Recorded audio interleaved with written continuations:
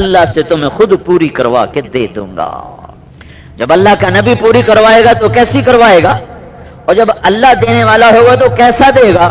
ساری دنیا کے مظلوموں کو پیغام سنا دیا، ساری دنیا کے دکھیوں کو پیغام سنا دیا کہ دنیا میں اکثر انسان ظلم و ستم کا شکار ہوتے رہتے ہیں، تو میرے رب کا پیغام، میرے نبی کا پیغام، میری امت سہ جانا، صبر کر جانا اور حوض کوثر پہ آ جانا۔ یہ مدینے والوں سے وعدہ نہیں ہے، یہ امت کے تمام ان طبقات سے وعدہ ہے جو ظلم کی چکی میں پس گئے اور جن کی کوئی سنوائی نہ ہوئی اور جن کے حقوق غصب کر دیے گئے اور جن کے حقوق تباہ کر دیے گئے، تو ان کے لیے اللہ کا نبی کھڑا ہوا ہے، آ جاؤ آ جاؤ، کون ہیں جن کے حق مارے گئے دنیا میں اور وہ صبر کر گئے، آؤ آج میں تمہیں اللہ سے لے کر دکھاؤں گا، اور جنہوں نے تمہارے حق مارے آج میں انہیں تمہیں پکڑوا کے دکھاؤں گا۔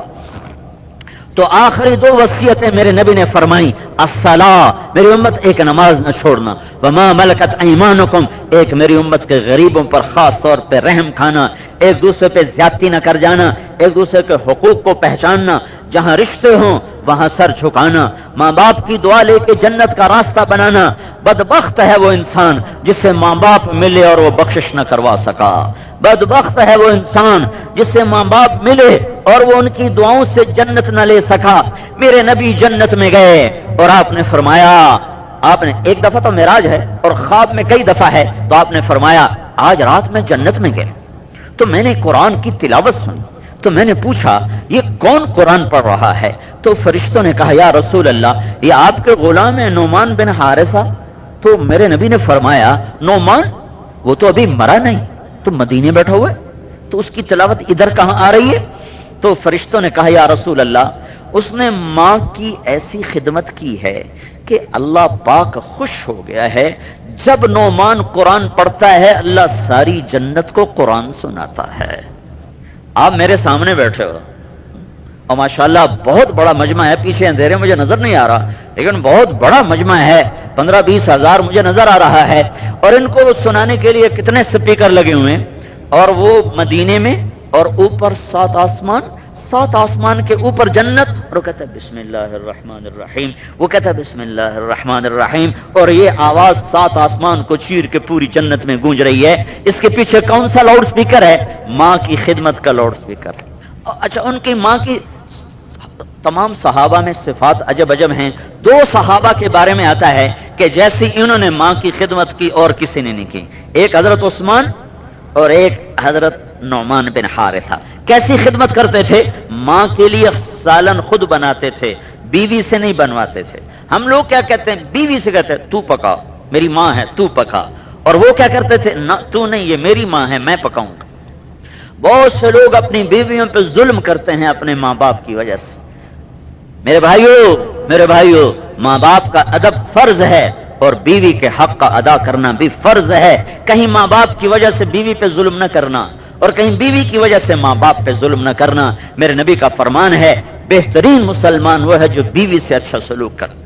آپ کیا تو میاں بیوی کا کٹھے بیٹھ کے کھانا ہی عیب سمجھا جاتا ہے؟ کیوں جی تو میں غلط کر رہا ہوں؟ میاں بیوی اگر کٹھے کھائیں تو اسے عیب سمجھا جاتا ہے، اور تمہارا نبی اما عائشہ کو سامنے بٹھا کر اسے لقمے کھلاتا تھا، اس کو لقمے بنا بنا کے کھلاتا تھا۔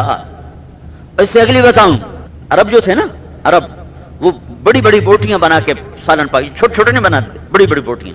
تو اللہ کے نبی حضرت عائشہ کو گوشت کا ٹکڑا پکڑاتے، وہ کھاتی، کھا کے جب وہ نیچے رکھتی تو اللہ کے نبی اٹھاتے، جہاں سے اما عائشہ نے کھایا ہوتا تھا نا حضرت عائشہ کو دکھا کے وہاں سے کھاتے تھے اظہار محبت کے لیے۔ پھر پیالے میں پانی دیتے تو حضرت عائشہ پانی پیتی، تو پھر اللہ کے نبی اٹھاتے، جہاں میری ماں کے ہونٹ لگے ہوتے تھے اما عائشہ کے، میرے نبی وہاں ہونٹ رکھ کے پانی پیتے تھے۔ یہ میرے نبی نے بیویوں سے حال کر کے دکھایا ہے۔ وقت تو شرم آتی بیوی کے ساتھ کھانا کھاتے ہوئے۔ ایک نوجوان میرے پاس آیا، کہا حضرت میری بیوی سے لڑائی رہتی، مجھے کوئی وظیفہ بتاؤ۔ میں نے کہا بیویوں پہ وظیفے اثر ہی نہیں کرتے۔ تو کہنے لگا پھر کیا کروں؟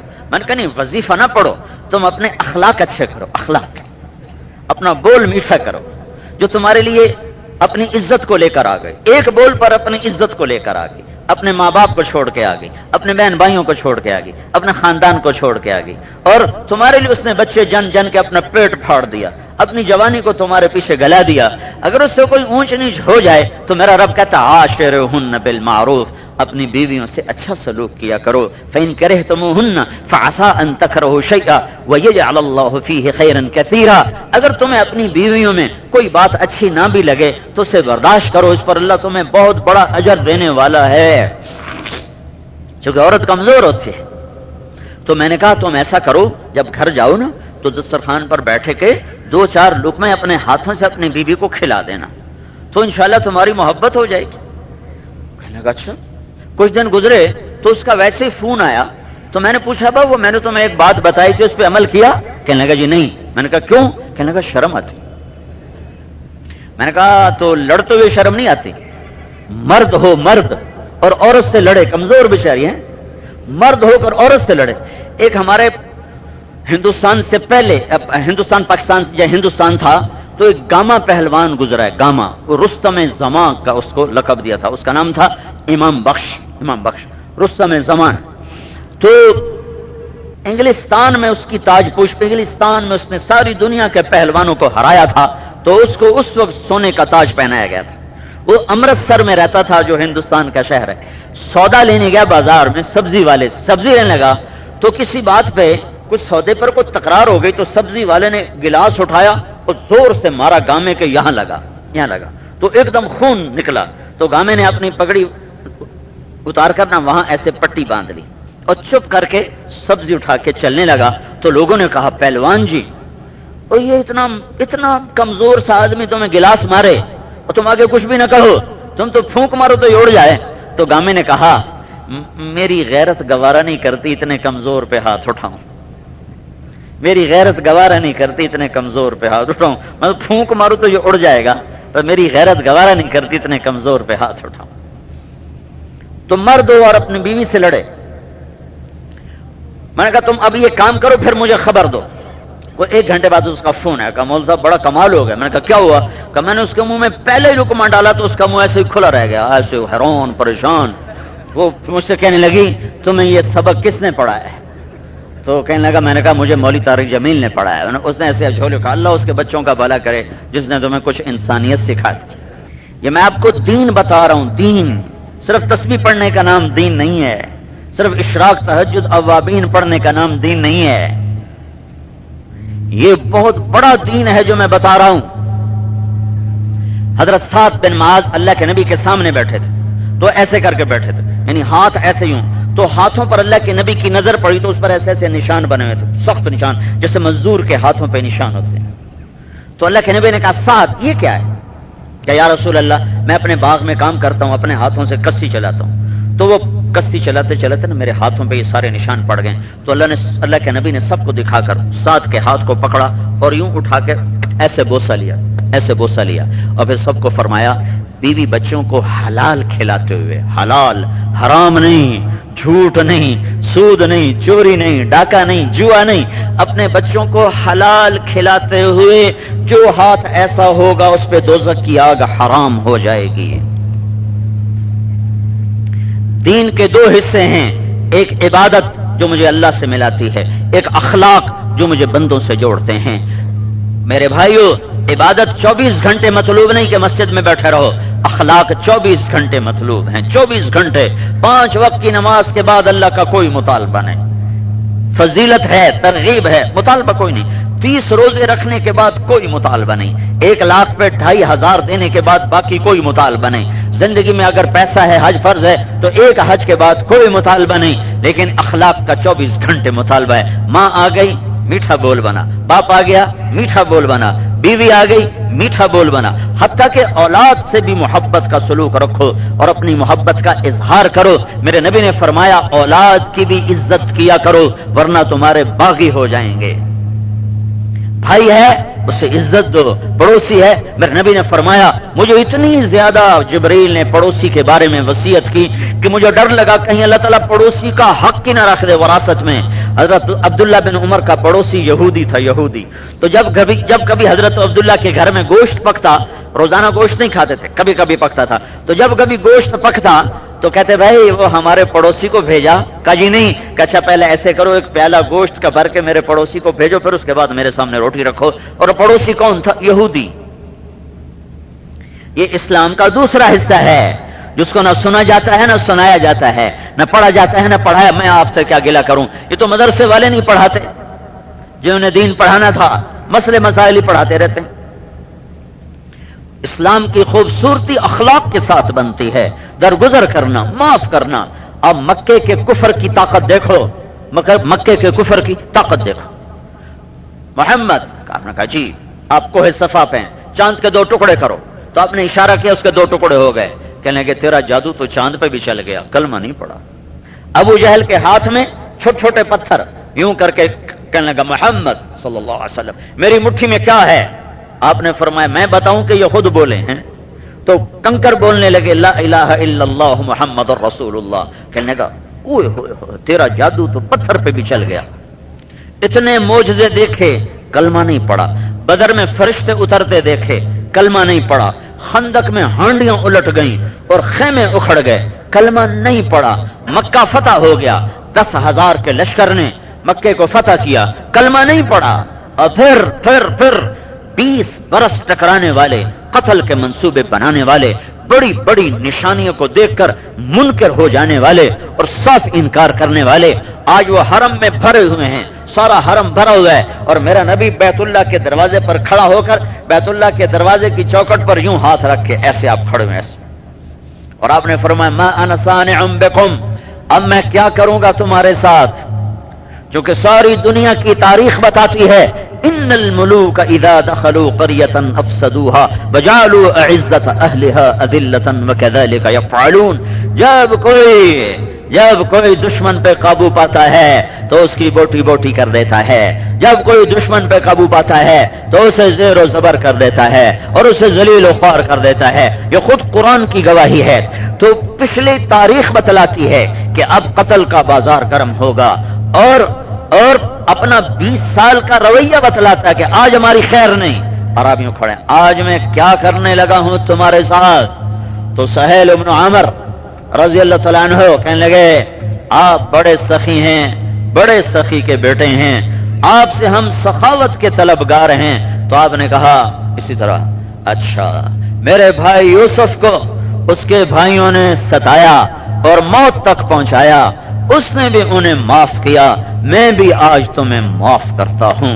یہ کہنا تھا کہ سارے مکے کا کفر ٹوٹ کے بکھر گیا اور ٹکڑے ٹکڑے ہو گیا اور پرزے پرزے ہو گیا، اور سب نے اول تا آخر ابو سفیان سمیت سب نے کہا نشہد ان لا الہ الا اللہ ونشہد انک رسول اللہ، ہم گواہی دیتے ہیں کہ اللہ ایک ہے اور تو اس کا سچا رسول ہے۔ اس سے تھوڑی دیر پہلے کا واقعہ سناتا ہوں، تھوڑی دیر پہلے کا۔ آپ نے کہا بلال اٹھو اذان دو، تو بلال بیت اللہ کی چھت پہ اذان دینے لگے، چھت پہ چڑھ گئے۔ تو ایک قریشی کہتا ہے عطا بن اسید شکر ہے میرا باپ مر گیا، اس نے یہ تماشا دیکھا ہی نہیں۔ صفوان کہنے لگے یہ کالا ہی ملا تھا اذان دینے کے لیے، اور کوئی تھا ہی کوئی نہیں۔ اور ابو سفیان کہنے لگے نہ بھائی نہ، میں کچھ نہیں بولتا، اگر ہم نے کچھ بھی بولا نا تو یہ جو ہمارے پاس پتھر پڑے نا یہ بھی محمد کو بتا دیں گے ہم کیا کہہ رہے ہیں۔ یہ آپس میں، اور میرے نبی طواف کر رہے ہیں، ادھر طواف ہو رہا ہے، اوپر اذان ہو رہی ہے، مکہ فتح ہوا ہے، زور کی پہلی نماز ادا ہونے لگی ہے، تو آپ طواف فرما رہے ہیں اور وہ آپس میں دور بیٹھے بات کر رہے ہیں۔ آپ طواف کرتے کرتے کرتے کرتے کرتے ان کے سامنے گزرے تو ان کو دیکھ کر آپ مسکرانے لگے، کہنے لگے آپ کیا کہہ رہے تھے؟ کہا کچھ بھی نہیں۔ کہا ابھی تو تم کہہ رہے تھے کہ یہ کالے غلام کے علاوہ محمد کو ملا ہی کوئی نہیں اذان دینے کے لیے، اور صفوان تو کیا کہہ رہا تھا کہ شکر ہے میرا پیو پہلے ہی مر گیا، اس نے دیکھا ہی تماشا۔ اور ابو سفیان تو یہ کہہ رہا تھا کہ یہ پتھر بھی محمد کو بتائیں گے۔ بابا چپ رہو، اتنا بڑا معجزہ دیکھ کر بھی دل نہیں پگھلا۔ اور جب میرے نبی نے کہا جاؤ میں نے معاف کیا، تو سب نے کہا ہم آپ کے غلام ہیں، ہم گواہی دیتے ہیں کہ آپ اللہ کے سچے رسول ہیں۔ اتنا بڑا سینہ اور ظرف سچے نبی کا ہو سکتا ہے۔ تو میرے بھائیو یہ پورا دین 2 چیزوں کا نام ہے، ایک عبادت نماز روزہ حج زکات، یہ بنیاد ہے، ایک اخلاق محبت سخاوت درگزر معاف کرنا چھوٹا پڑ جانا، جہاں رشتہ ہو وہاں یہ تعلق زیادہ مطالبہ کرتا ہے، ماں ہے، باپ ہے، بیوی ہے، بھائی ہے، بہن ہے، اولاد ہے. ماں باپ کو اپنا مقام دو، بیوی کو اپنا مقام دو. بیوی کی وجہ سے ماں باپ پہ زیادتی نہ کرو، ماں باپ کی وجہ سے بیوی پہ زیادتی نہ کرو. اپنی خواہشات کے پیچھے کسی کی بیٹی کو ذلیل نہ کرو، اسے عزت دو، اسے عزت دو. یہ بھی تمہیں جنت تک پہنچانے کا راستہ ہے. جب میرے نبی نے فرمایا بہترین مسلمان وہ ہے جو بیوی سے سلوک فرمائے، اور بیویوں کو سمجھایا کہ میری شریعت میں سجدے کی اجازت ہوتی تو میں بیوی سے کہتا اپنے خامند کو سجدہ کر. یہ معاشرت بہت خوبصورت معاشرت ہے. جب یہ اخلاق زندہ ہوں گے تو ایمان کی ہوا چلے گی اور ہدایت کی ہوا چلے گی، اور لوگ اسلام میں آئیں گے.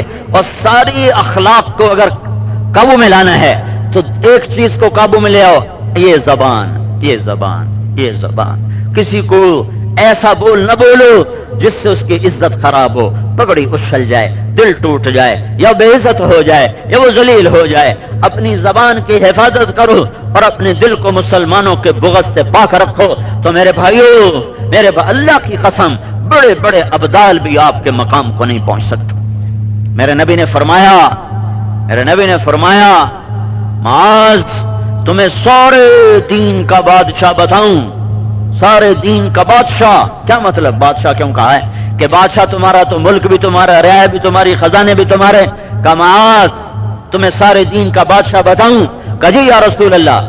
کا زبان کو قابو میں رکھنا، کا زبان کو قابو میں رکھنا، سارا دین تمہارے ہاتھ میں آ جائے گا. کہ یا رسول اللہ کیا زبان کے بول پر بھی پکڑے جائیں گے؟ کہ معاذ تمہیں خبر بھی ہے سب سے زیادہ جہنم میں گرانے والی یہ زبان ہوگی. زبان میرے بھائیو، زبان کا میٹھا بول ہزاروں نفلوں پر بھاری ہے، ہزاروں قرآن کے ختم پر بھاری ہے، ہزاروں تسبیحات پر بھاری ہے. اور ایک کڑوا بول ہزاروں گناہوں پر بھاری ہے، ہزاروں نافرمانیوں پر بھاری ہے. ایک میٹھا بول اللہ کے دربار میں بلندیوں تک پہنچا دیتا ہے، اور ایک کڑوا بول آگ کی نچلی تہ تک پہنچا دیتا ہے. وقولوا للناس حسنا، میرے بندوں سے کہہ دو بات خوبصورت کیا کریں. اوروں کی میرے بھائیو عزت بناؤ، اللہ تمہاری عزت بنائے گا. تم معاف کرو، اللہ تمہیں معاف کرے گا. ایک آپ کو حدیث سنو. ایک شخص قیامت کے دن پکڑا جائے گا اور فرشتے کہیں گے یا اللہ اس کے پاس کچھ نہیں، خالی، ڈال دیں دوزخ میں. تو اللہ تعالیٰ پوچھے گا اسے ہاں بھائی تیرے پاس کچھ ہے؟ کہے گا یا اللہ خالی. کہ کوئی نیکی ہے؟ کہ یا اللہ ایک ہے اگر تو سمجھے تو، باقی ایک سے میرا کام کیا بنے گا؟ کہ کیا ہے؟ کہ یا اللہ میں تاجر تھا، کسی سے لینا ہوتا تھا، کسی کو دینا ہوتا تھا. جس کو دینا ہوتا تھا کبھی وعدے کے خلاف نہیں کیا، جس دن دینا ہوتا تھا اسی دن دیتا تھا، اس کو دوسرا چکر نہیں لگواتا تھا. اور جس سے لینا ہوتا تھا وہ 100 چکر بھی لگوا لیتا تو میں اس کو کچھ نہیں کہتا تھا. اگر تو سمجھے یہ نیکی ہے تو قبول کر. تو اللہ تعالیٰ فرمائیں گے اچھا تو میرے بندوں کے ساتھ بہت اچھا کرتا رہا، بہت اچھا کرتا رہا، تو میں بھی تیرے ساتھ اس کی وجہ سے اچھا کرتا ہوں، جا اسی نیکی پر میں تجھے معاف کر کے جنت کا فیصلہ کرتا ہوں. تو میرے بھائیوں، محمد مصطفیٰ صلی اللہ تعالی وسلم کی ایک پاکیزہ زندگی ہے جس میں دو حصے، ایک اللہ سے جوڑنے کا سبب ہے وہ بندگی عبادت، ایک بندوں سے جڑنے کا سبب ہے وہ اخلاق ہیں، وہ معاف کرنا ہے، وہ درگزر کرنا ہے، وہ چھوٹے بڑے کا احترام ہے. اکرموا کریم قوم، میرے نبی نے فرمایا قوم کے عزت داروں کی عزت کیا کرو. حضرت جریر بن عبداللہ رضی اللہ تعالیٰ عنہ آپ کی وفات سے صرف 2 مہینے پہلے مسلمان، 2 مہینے پہلے، چھوٹے درجے کے صحابہ ہیں لیکن وہ یمن کے سرداروں میں سے تھے، یمن کے شاہی خاندان میں سے تھے. جب وہ آتے تھے کبھی ان کو انتظار نہیں کروایا. جب پتہ چلتا جریر دروازے پر فوراً اندر آنے کی اجازت دیتے تھے. اور ایک دفعہ مجلس ساری بھر چکی تھی، حضرت جریر آئے، وہ دیکھا جگہ نہیں بیٹھنے کی تو پیچھے زمین پر بیٹھے. تو آپ نے اپنی چادر اٹھائی، ایسے چادر اٹھائی اور گول کر کے یوں پھینکی کہ جریر میری چادر پہ بیٹھ جاؤ. تو حضرت جریر نے چادر اٹھا کے سر پہ رکھ لی کہ یا رسول اللہ یہ چادر یہاں رکھنے کے لیے ہے، زمین پر رکھنے کے لیے نہیں ہے. بلال کا مقام کتنا بڑا ہے کہ آپ کے نبی نے فرمایا، میرے نبی نے فرمایا جب میں جنت میں جاؤں گا تو میری سواری کی لگام بلال کے ہاتھ میں ہوگی. لیکن اللہ کے نبی نے چادر بلال کے لیے نہیں بچھائی، جریر کے لیے بچھائی ہے کہ وہ یمن کے سردار ہیں، وہ یمن کے شہزادے ہیں، ان کو عزت دی ہے. یہ وہ اخلاق کا حصہ ہے جو بہت بڑا دین ہے جس کو سننا سنانا امت بھول چکی ہے، امت چھوڑ چکی ہے۔ اس لیے میرے بھائیو، ہمارا معاشرہ انتقامی ہو گیا ہے، جو اچھا کرے گا ہم اچھا کریں گے، جو برا کرے گا ہم برا کریں گے۔ میرے نبی نے فرمایا نہیں نہیں، تم ایسا نہ کرو، جو برا کرے تم اچھا کرو، جو اچھا کرے تم بڑھ کے اچھا کرو۔ تو میں ضامن ہوں، تم یہ کام کر دو تو میں ضامن ہوں تمہیں جنت الفردوس میں گھر لے کر دوں گا۔ بھائیو، یہ وہ پاکیزہ زندگی ہے جس کو سیکھنے کے لیے تبلیغ کا کام ہو رہا ہے۔ یہ جماعت نہیں ہے، یہ پوری امت کی محنت ہے کہ یہ زندگی لے کر ہم دنیا میں پھریں اور اس کو پھیلائیں۔ اس کو پھیلانا اس امت کی ذمہ داری ہے اور یہ ختم نبوت کی ذمہ داری ہے۔ محمد مصطفیٰ صلی اللہ علیہ وسلم نے عرب سے باہر قدم نہیں رکھا ہے، عرب سے باہر قدم نہیں رکھا ہے، لیکن آپ کا پیغام پوری دنیا میں پہنچا ہے۔ اور یہ جو آپ کا علاقہ ہے، یہ سب سے پہلے اسلام کی روشنی یہاں اس علاقے میں پہنچی ہے۔ یہ جو آپ کا بلوچستان ہے، یہ دو حصوں میں تقسیم ہے، ایک ایران کا حصہ ہے، ایک پاکستان کا حصہ ہے۔ اس کا پرانا نام جو اوپر والا بلوچستان ہے، اس کا تاریخی نام کرمان ہے، اور جس میں آپ رہ رہے ہو اس کا نام سیستان ہے۔ اور یہ جو کرمان ہے، یہ حضرت عمر رضی اللہ تعالیٰ عنہ کے زمانے میں حضرت سہیل بن عدی رضی اللہ تعالیٰ عنہ بصرہ سے لشکر لے کر آئے، اور انہوں نے یہ اوپر کا حصہ پنجگور تک، یہ حضرت عمر رضی اللہ تعالیٰ عنہ کے زمانے میں 11 ہجری میں یہ فتح ہوا ہے۔ 644 عیسوی 633 میں ہمارے نبی کا انتقال ہوا ہے، تو 11 سال کے بعد یہ حضرت عمر کا زمانہ ہے۔ 11 ہجری میں حضرت سہیل بن عدی رضی اللہ تعالیٰ عنہ نے یہ اوپر والا، یہ مکران کا حصہ اور یہ ایران کا جو بلوچستان ہے، یہ انہوں نے فتح کیا ہے۔ پھر حضرت عثمان رضی اللہ تعالیٰ عنہ کے زمانے میں حضرت مشاجع بن مسعود رضی اللہ تعالیٰ عنہ نے یہ نیچے والا حصہ، یہ 18 ہجری میں 18ویں سال آپ کی دھرتی کلمے کو سن چکی تھی، اور یہ پہاڑ تو ویسے ہی کھڑے نا، یہ تو نہیں بدلے۔ ان پہاڑوں نے اپنی وادیوں میں صحابہ کے لشکر کو گزرتے دیکھا ہے۔ اور یہ جو آپ کے شہر کا نام ہے خزدار، یہ پہلی صدی میں بھی اس کا نام خزدار ہی تھا، یہ نیا شہر نہیں ہے، یہ صدیوں پرانا شہر ہے، اور اس کا صحابہ کے دور میں بھی نام خزدار ہی تھا، یہی نام تھا، اور یہاں صحابہ کے لشکر کا پڑاؤ ہوا ہے۔ اور مشاجع بن مسعود رضی اللہ تعالی عنہ نے 652 عیسوی اور 18 ہجری میں اس علاقے کو فتح کیا ہے، اور یہاں سب سے پہلے اسلام۔ محمد بن قاسم بہت بعد میں آیا ہے، محمد بن قاسم تو 90 ہجری میں آیا ہے، اور میں آپ کو 92 ہجری میں، اور میں آپ کو 98 ہجری کی بات بتا رہا ہوں۔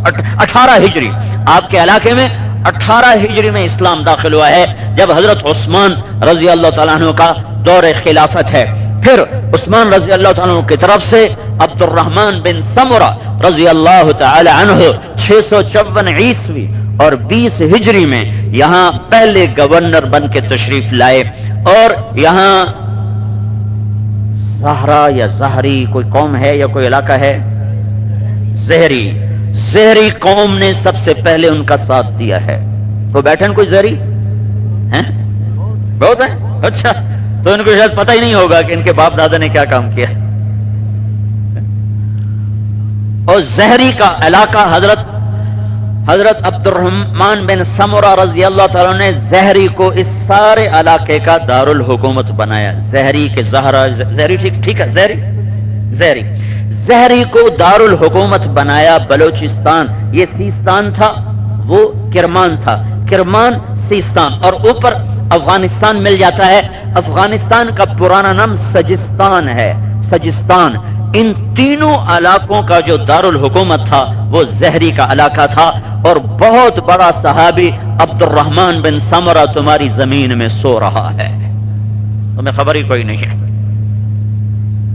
ہاں، یہی ان کی زیر زمین، اللہ کو تو پتہ ہے کہاں ہے، یہی ہے زہری کے علاقے میں۔ وہ گورنر تھے تو ان کا انتقال ہوا ہے، بطور گورنر یہیں فوت ہوئے، یہیں ان کی خبر بنی ہے۔ حضرت عثمان رضی اللہ تعالیٰ عنہ کی شہادت تک وہ یہاں کے گورنر تھے، اور یہیں ان کا انتقال ہوا ہے، اور یہیں ان کی کہیں خبر ہے۔ بلوچستان کے پہاڑ اور یہ دھرتی اگرچہ اس کے اوپر سبزہ نہیں ہے، پر اس کے نیچے بہار ہی بہار ہے کہ اس میں صحابہ سو رہے ہیں۔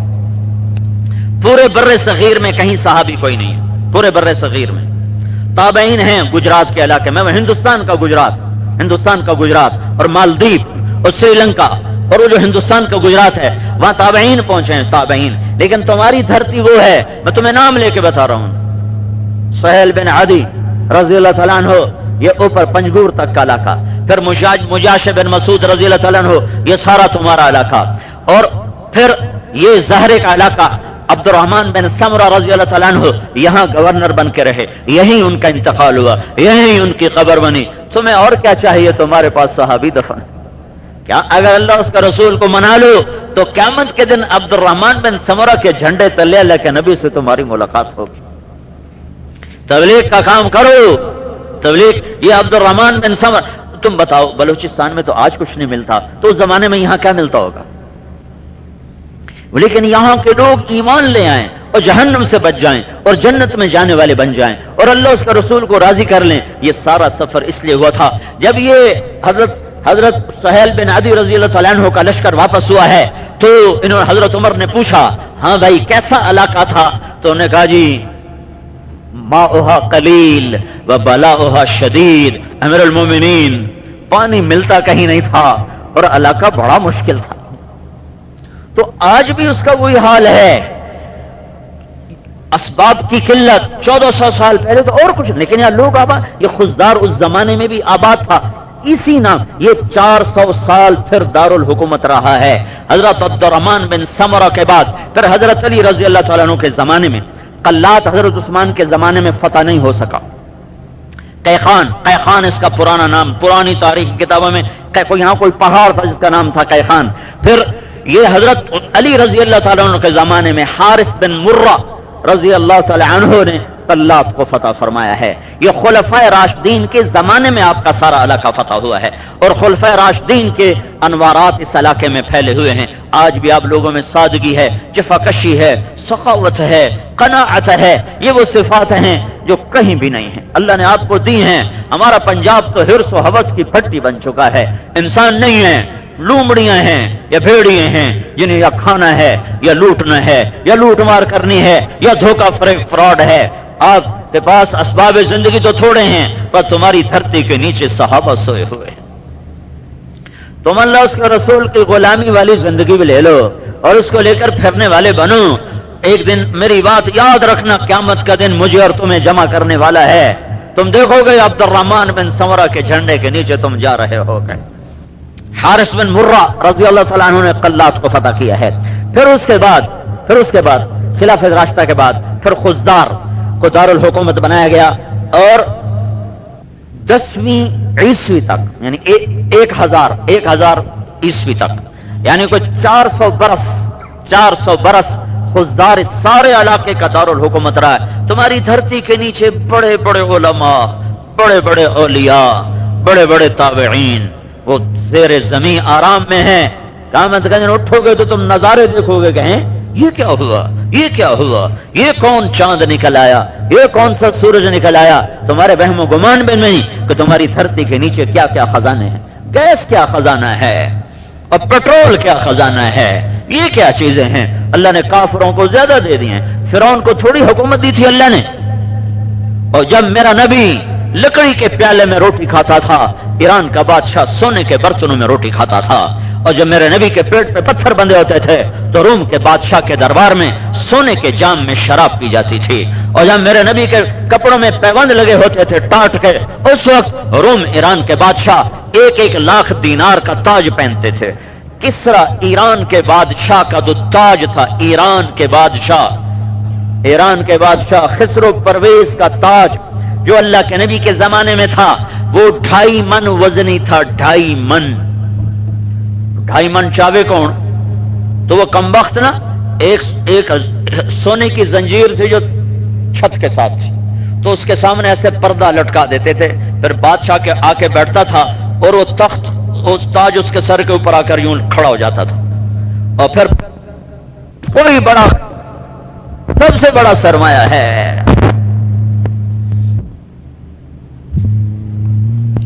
وہی رگ ہے جو اس ساری قوم میں ہے. سادگی، جفاکشی، تھوڑے پہ گزارا، قناعت، हिर्स व हवस से दूर। मेरे भाइयों, ये सिफात सहाबा वाली हैं, इन्हें दीन पे लगा दो, इन्हें दीन पे लगा दो।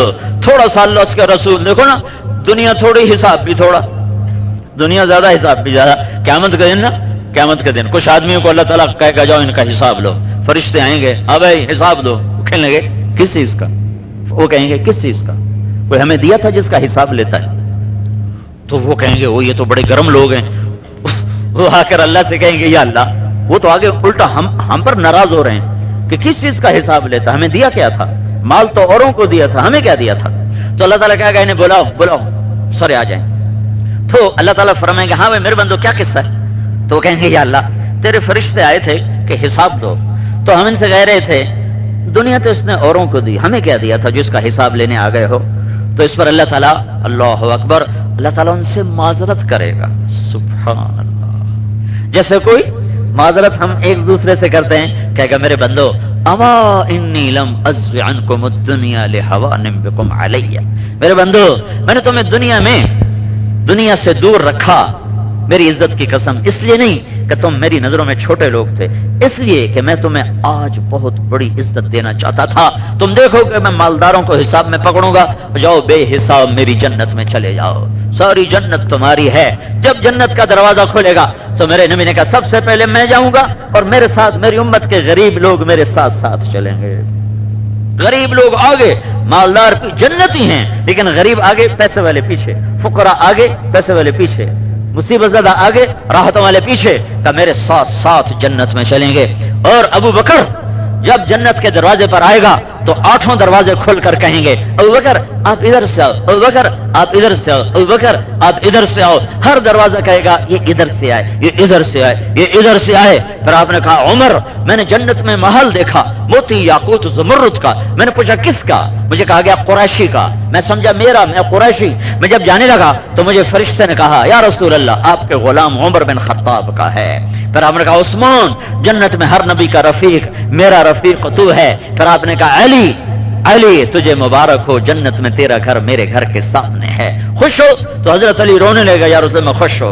फिर आपने कहा तलहा जुबैर जन्नत में हर नबी का एक हवारी, मेरे 2 हवारी। हवारी कहते हैं जिसका दिल किसी के लिए मोहब्बत से भर जाए और उसके बारे में उसके दिल में हर किस्म की बदगुमानियां दूर हो जाएं, उसको कहते हैं हवारी।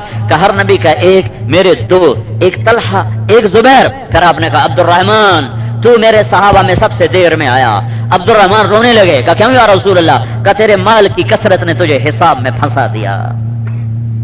तो गरीब आगे जा रहे, बेहिसाब जा रहे और ऊपर की फिरदौस की जन्नत में जा रहे और अपनी सवारियों पे सवार होकर अंदर जा रहे। फरिश्ते कहेंगे सलाम अलैकुम जनाब, सलाम। अब ये सलाम ना खुशामद का है, ना ये सलाम कोई गरज का है, ना ये सलाम किसी खौफ का है, ना किसी डर का है, ये सलाम इज्जत का है कि हम आपको सलाम पेश करते हैं। और ये जन्नत सलामती का घर है। फिर तुम मुबारक हो, आप पाक हो गए, आज के बाद आपको मौत नहीं आएगी, पखाना नहीं आएगा, पेशाब नहीं आएगा।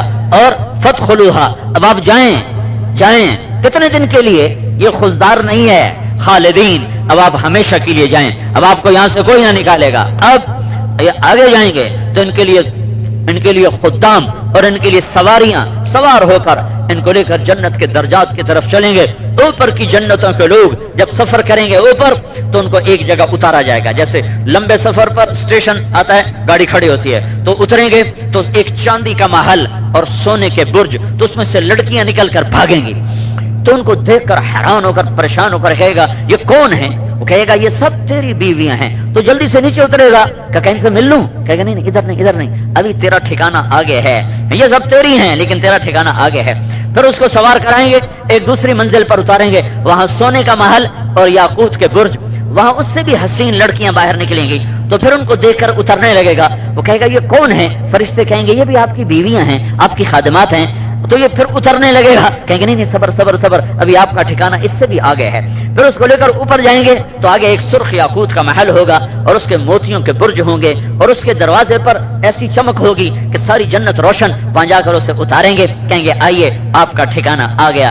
जब वहां उतरेगा तो दरवाजे पर क्या देखेगा? इसकी खुशदार की बीवी सामने खड़ी होगी और इसका इस्तकबाल करेगी। जन्नत की औरत को अल्लाह ने ऐसा बनाया है, वो सूरज को उंगली दिखाए तो सूरज नजर नहीं आएगा, समंदर में थूक डाले तो समंदर मीठे हो जाएंगे। اور وہ پوری دنیا کے انسانوں کو ایک نظر دکھائے تو کلیجے پھٹ جائیں گے، اور دوپٹہ ہوا میں لہرا دے تو ساری کائنات میں خوشبو پھیل جائے گی، اور وہ مردوں سے بات کرے تو زندہ ہو جائیں گے۔ اس جنت کی لڑکی سے خزدار کی ایمان والی عورت 70,000 گنا زیادہ خوبصورت ہوگی۔ یہ دروازے پر کھڑے ہو کر اس کا استقبال کرے گی اور اسے 4 خوشخبریاں سنائے گی۔ انت حبی و انا حبک، میں تیرے لیے تو میرے لیے۔ اب 4 باتیں سن۔ انا الخالدہ فلا اموت، اب مجھے موت نہیں آئے گی، اب ہمیشہ کی زندگی مل گئی۔ انا المقیمۃ فلا ارحل، اب میں تجھے چھوڑ کے کبھی نہیں جاؤں گی، ہمیشہ ساتھ رہے گا۔ انا الناعمۃ فلا ابأس، اب مجھے کبھی بڑھاپا نہیں آئے گا، ہمیشہ جوانی۔ انا الراضیۃ فلا اسخط، اب تیری میری کبھی لڑائی نہیں ہوگی، اب ہمیشہ ہم خوشی سے رہیں گے، محبت سے رہیں گے۔ دنیا میں کھٹپٹ ہو جاتی ہے، چھوٹوں میں بھی، بڑوں میں بھی، اپنوں میں بھی، غیروں میں بھی۔ درگزر کرو، معاف کرو، معاف کرو، معاف کرو۔ میرے نبی کا فرمان ہے، جو معاف کرے گا اگر اس کی عزت گھٹ جائے تو میں ضامن ہوں، میں لے کر دوں گا۔ باقی کھٹپٹ تو ہو ہی جاتی ہے دنیا جو ہوئی۔ ایک دفعہ ہمارے نبی اپنی بیٹی فاطمہ سے ملنے گئے تو آگے وہ پریشان بیٹھی۔ آپ نے کہا بیٹی کیا ہوا؟ کہ میری علی کی لڑائی ہو گئی۔ میری علی کی لڑائی ہو گئی؟ کہ علی کدھر ہے؟ کہ باہر نکل گئے۔ اب باہر گئے تو حضرت علی مسجد میں لیٹے ہوئے تھے، ان کو اٹھا کے وہاں سے لائے اور اپنے فاطمہ کے گھر میں لائے، اور زمین پر لیٹ گئے، زمین پر لیٹ گئے، اور ادھر حضرت علی کو لٹایا، ادھر حضرت فاطمہ کو لٹایا، ادھر ایک ہاتھ علی کا پکڑا، ایک فاطمہ کا، اپنے سینے پر دونوں کے ہاتھ ایسے جوڑ دیے، ایسے دیکھ رہے ہو؟ پھر دونوں سے کہا کہو ہماری صلح ہو گئی، بولو ہماری صلح ہو گئی۔ انہوں نے کہا یہ ہماری صلح ہو گئی۔ پھر آپ اٹھے باہر بڑے خوش خوش۔ صحابہ نے کہا یا رسول اللہ آپ تو بڑے خوش نظر آ رہے ہیں۔ کہا میں علی اور فاطمہ کی صلح کرا کے آ رہا ہوں۔ تو کہیں کھٹپٹ ہو جائے تو کچھ بے وقوف ایسے ہیں، بیوی کو الگ ابھارتے ہیں، خامند کو الگ ابھارتے ہیں، پھر دونوں کو لڑا کے پیچھے بیٹھ کے مزہ لیتے ہیں۔ بڑے بدماش لوگ ہوتے ہیں۔ میرے نبی نے فرمایا ایسے لوگ اللہ کی نظر میں ایسے ناپاک ہیں جیسے تمہاری نظر میں پخانہ ناپاک۔ باقی کھٹپٹ تو ہر ایک میں ہے۔ تو وہ کہے گی اب لڑائی کبھی نہیں ہوگی۔ اب یہ میاں بیوی آ کر جنت کے تخت پر بیٹھیں گے، نیچے نظر دودھ، شہد، شراب، پانی کی نہریں، زنجبیل، کافور، معین کی نہریں، چشمے ابلتے ہوئے، آگے دیکھیں گے جام بھرے ہوئے، تخت سجے ہوئے، تشتریاں کھانوں سے سجی ہوئی، بھری ہوئی، پرندوں کی آپس میں لڑائیاں ہو رہی ہیں، زندہ پرندے لڑائیاں کر رہے ہیں۔ ایک کہتا ہے میرے آقا مجھے کھاؤ، دوسرا کہتا ہے مجھے کھاؤ، تیسرا کہتا ہے مجھے کھاؤ۔ ادھر گھر کی مرغی کو پکڑنے جاؤ، سارے خزدار میں چکر لگواتے، مرغی آگے آگے، بندہ پیچھے پیچھے، پکڑو پکڑو پکڑو پکڑو، مارے گئے پکڑے گا، وہ کر کر سارا خزدار بھگاتی ہے تمہیں، اور اسے پتا ہے چونکہ میں ماری گئی تو میں مر گئی، میں کھائی گئی، اور ان پرندوں کو پتا ہے ہم نہیں مریں گے، کھائے گئے تو پھر زندہ، کھائے گئے تو پھر زندہ۔ تو سارے پرندے حضرت اب مجھے کھاؤ، وہ کہتے میرے آقا اب مجھے کھاؤ، بیگم صاحب اب مجھے کھاؤ، میرے ذائقے بڑے جدا جدا۔ تو ایک پرندہ بولے گا میرے آقا بیگم صاحب میں آپ کو بتاؤں اپنی فضیلت، میں نے جنت الفردوس کی گھاس کھائی ہے اور جنت الفردوس کا چشمہ سلسبیل اس کا پانی پیا ہے، ذرا مجھے ٹیسٹ کرو۔ وہ کہے گا ہاں یہ ٹھیک ہے، ہاں بھائی تو کھلا۔ تو وہ کیا کرے گا؟ اپنے پر یوں پھیلائے گا، اور یہ 2 پر نہیں ہوں گے، یہ 70,000 پر ہوں گے۔ پھر اپنے پروں کو یوں کرے گا، صرف اتنا کرنے سے پیچھے لے جا کر یوں کرے گا تو ہر پر میں سے کھانے کی ایک قسم گر کر سامنے آ جائے گی، ہر پر میں سے سامنے 70,000 قسم کی ڈش سامنے۔ کہ میرے آقا کھاؤ، بیگم صاحب کھاؤ۔ اب دونوں کھا رہے ہیں اور ہر لقمے کی لذت بڑھتی جا رہی، بڑھتی جا رہی، بڑھتی جا رہی، بڑھتی جا رہی۔ تمہاری سجی تو کبھی دانتوں میں پھنستی ہے، کبھی زبان کا ادھر کھینچو ادھر کھینچو، مشکل سے ہضم کرنا بھی اوکھا، کھانا بھی اوکھا۔ اور وہ جناب کھاؤ بھائی، ہر رکمے کی لذت پہلے سے زیادہ، پہلے سے زیادہ، پہلے سے زیادہ۔ اگر وہ کہے گا اگر آپ مجھے بھی کھانا چاہیں گے تو میں حاضر ہوں، اگر مجھے خود کھانا چاہیں تو میں بھی حاضر ہوں، کیونکہ وہاں کوئی شے نہیں مرتی، یا اس کو کھایا جاتا ہے تو دوبارہ اللہ پرندہ بنا کے ہوا میں اڑا دیتا ہے۔ یہ ایک منظر ہوگا اور یہ کھانے کا ایک نظام ہوگا، پھر پینے کا نظام ہوگا۔ شراب ہے، لذت ہے، نشہ کوئی نہیں، سر کا درد کوئی نہیں، بے ہوشی کوئی نہیں، الٹی کوئی نہیں، اور مستی کوئی نہیں، کیف ہے، سرور ہے، لذت ہے، نوکر ہیں، سلام ہے، کلام ہے، فرشتوں کا سلام ہے۔ کہیں گے یا سبحان، یہ ہم کہاں آ گئے؟ کبھی فرشتے سلام، کبھی نوکروں کا سلام، کبھی خدام کا سلام، کبھی غلمان کا سلام، کبھی حوروں کا سلام۔ یہ سلام کا نشہ ابھی باقی ہوگا۔ ایک دم ایک دم ایک دم میرے رب کا عرش کھلے گا اور اللہ سامنے آ کر کہے گا سلام قولا من رب الرحیم، خزدار والو تمہارا رب بھی تمہیں سلام پیش کرتا ہے، جنت والو، ایمان والو تمہارا رب بھی تمہیں سلام پیش کرتا ہے۔ پھر اللہ کہے گا خوش ہو، راضی ہو؟ راضی ہو؟ کہیں گے یا اللہ راضی راضی، موجوں ہو گئی ہیں. تو اللہ تعالیٰ کہے گا میں تمہیں جنت سے اعلیٰ چیز دوں، جنت سے اعلیٰ چیز دوں. کہیں گے یا اللہ جنت سے اعلیٰ کیا شے ہے؟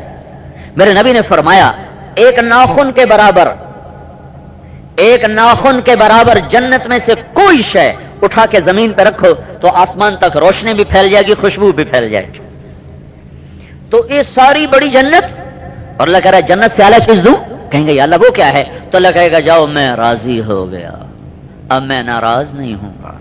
اب یہ کیا کہیں گے؟ یہ کیا کہیں گے؟ یا اللہ تیری عزت کی قسم ہمیں نہیں پتا تھا خضدار میں تو اتنا خوبصورت ہے، تو اتنا کرم والا، تو اتنے جلووں والا. یا اللہ ہمارا جی چاہتا ہے جیسے ہم نے خضدار میں تمہیں سجدے کیے، تیرے سامنے سر رکھے، آج ہمیں اجازت دے تیرا دیدار کرتے ہوئے ہم سجدوں میں سر رکھ کر کہیں سبحان ربی الاعلی. ایک سجدہ کرنا چاہتے ہیں، ایک سجدہ. تو سنو اپنے رب کی سنو، وہ کیا کہے گا؟ میرے بندو وہ نمازیں سجدے خضدار میں تھے وہ ختم کر دیے. دنیا میں تم غلام تھے، میں آقا تھا، اور اب جنت میں تم مہمان ہو، میں میزبان ہوں. اور مہمان سے کام لینا میزبان کی شان کے خلاف ہے.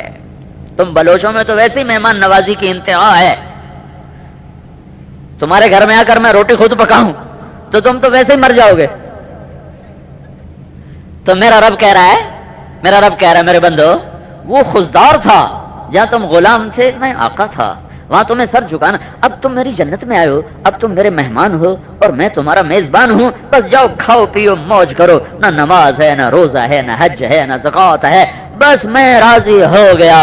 تم مانگتے رہو گے میں دیتا رہوں گا، تم چاہتے رہو گے میں پوری کرتا رہوں گا، اور تم سوال کرو گے میری طرف سے در کھلے گا.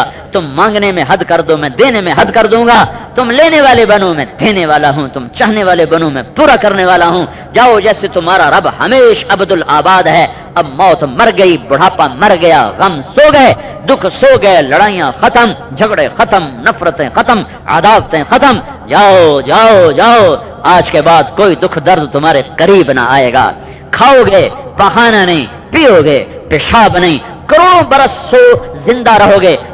ایسے ایک سیکنڈ کے لیے تھک کے آنکھ نہ بند کرو گے کہ تم بس یوں آنکھ بند کر، نہیں. تمہاری آنکھوں کے نظارے، آنکھوں کے آگے اللہ ایسے نظارے پیش کرے گا کہ تمہاری آنکھ بند ہو نہ سکے گی. نیند مر جائے گی، چونکہ نیند اور موت ایک جیسی ہیں تو کوئی سوئے گا نہیں، کوئی سوئے گا نہیں. طاقت اتنی ہوگی کہ نیند آئے گی نہیں. اب میں تھک گیا ہوں نا تو میں سے آنکھ بند کر رہا ہوں تو مجھ کو سکون محسوس ہو رہا ہے، سکون محسوس ہو رہا ہے.